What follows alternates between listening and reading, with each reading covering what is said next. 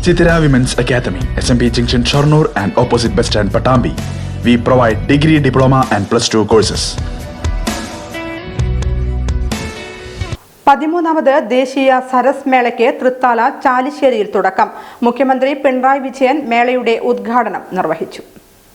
വിവിധ അയൽക്കൂട്ടങ്ങളിലായി 48 ലക്ഷത്തിലേറെ വനിതകൾ അംഗങ്ങളായ കുടുംബശ്രീയുടെ ത്രിതല സംഘടനാ സംവിധാനം ലോകത്തിന് തന്നെ മാതൃകയാണെന്ന് മുഖ്യമന്ത്രി പിണറായി വിജയൻ. കുടുംബശ്രീ സംഘടിപ്പിക്കുന്ന 13ാമത് ദേശീയ സരസ് മേള തൃത്താല ചാലിശ്ശേരിയിൽ ഉദ്ഘാടനം ചെയ്ത് സംസാരിക്കുകയായിരുന്നു അദ്ദേഹം.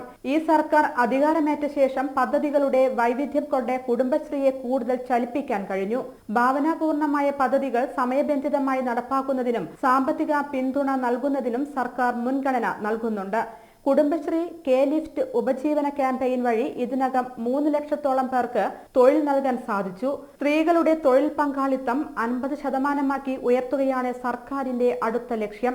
ഇത് കേരളത്തിന്റെ സമ്പദ്ഘടനയിലും സാമൂഹ്യ പുരോഗതിയിലും വലിയ മാറ്റം കൊണ്ടുവരും. പ്രാദേശിക സംരംഭകരുടെ ഉൽപ്പന്നങ്ങൾ പൊതുവിപണിക്ക് പരിചയപ്പെടുത്തുന്ന വേദിയായി സരസ് മേളകൾ മാറുകയാണ്. ഗ്രാമീണ വനിതകൾക്ക് പുതിയ ഉപഭോക്താക്കളെ കണ്ടെത്താനും അന്താരാഷ്ട്ര തലത്തിലുള്ള ഓർഡറുകൾ സ്വീകരിക്കാനും ഇത്തരം മേളകൾ വലിയ അവസരമൊരുക്കുമെന്നും മുഖ്യമന്ത്രി കൂട്ടിച്ചേർത്തു.